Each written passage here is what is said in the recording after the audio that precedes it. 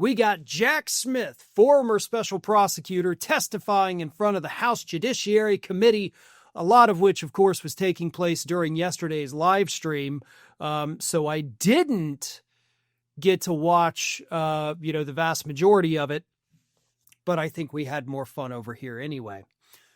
So Jack Smith on Thursday goes in front of the House Judiciary Committee where he says in no, doubt about it, we had Donald Trump. He willfully committed crimes. I would have secured a conviction. And for the record, I'd do it again if you guys gave me the opportunity to. There was a lot of yelling and shouting, of course, between the Republicans and the Democrats. And, of course, you even had Officer Farron from the Capitol Police, who was present, obviously, during the Capitol riot, injured during the Capitol riot. And he told Jim Jordan what all of us would love to tell Jim Jordan. So a lot of fireworks at Thursday's event. But nothing compares to the mental breakdown that Donald Trump was having while Jack Smith was testifying. Because during the break, right, when I guess Donald Trump didn't have anything to watch on TV because they went to a brief recess, Donald Trump got on Truth Social, and in the span of less than an hour, put out 50 different posts and reposts. And not just about Jack Smith either.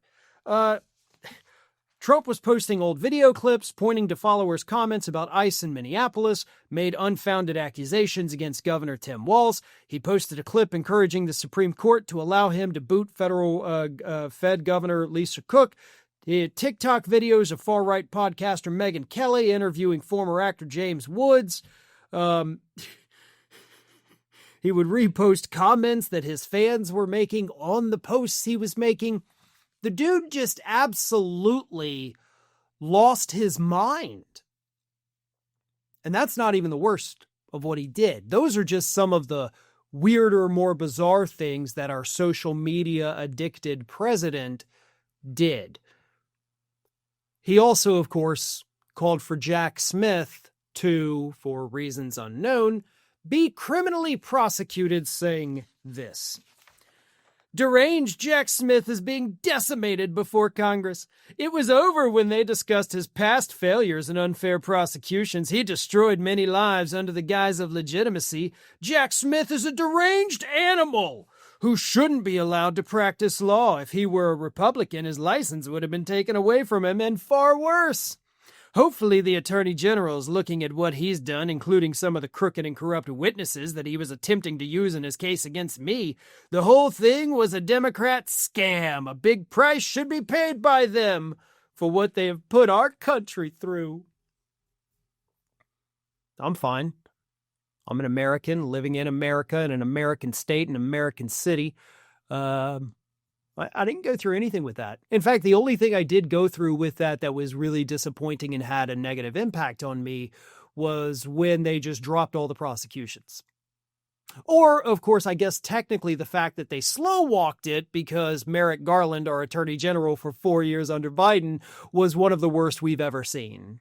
One of the most pathetic wimps to ever serve as Attorney General of the United States, and never should have been given that job. He was only given it because Biden felt sorry for him because Mitch McConnell stole a Supreme Court seat, which in and of itself is not a credential to be the Attorney General of the United States. So yeah, you could say I'm a little perturbed about that. But other than that, Jack Smith did not put our country through anything. If anything, he was trying to help prevent what did eventually happen to our country, which was you getting back into office and destroying everything that basically we have enjoyed and endured for, centuries at this point. But yeah, I don't think anything you've listed there, by the way, is one, real, two, a crime. But you want him prosecuted by your completely incompetent Attorney General Pam Bondi because he wasn't nice to you. because he went in front of the entire world yesterday and said Trump willfully broke the law. That's not a crime. Not even close to that. Oh, he had bad witnesses. Also not a crime. They were corrupt. No, they weren't. But Donald Trump went insane during this, and it's not surprising. This is what I've always been saying.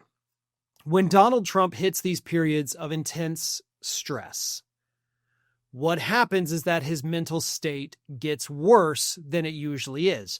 And that basically creates a new baseline. So what we saw from Donald Trump yesterday is now the most sane we will ever see him. And the stress of yesterday's testimony brought back all of that stress he did endure during the investigations and all of that. So it was almost a form of PTSD. And when you combine that with his psychological disorders, when you combine that with the very likely dementia that pretty much everybody agrees he has now, it makes it 1,000 times worse than it would be. He wasn't just reliving those experiences, he's reliving his altered, twisted version of those experiences that causes him to just kind of go deeper and deeper into this madness, this sickness that he does in fact suffer from.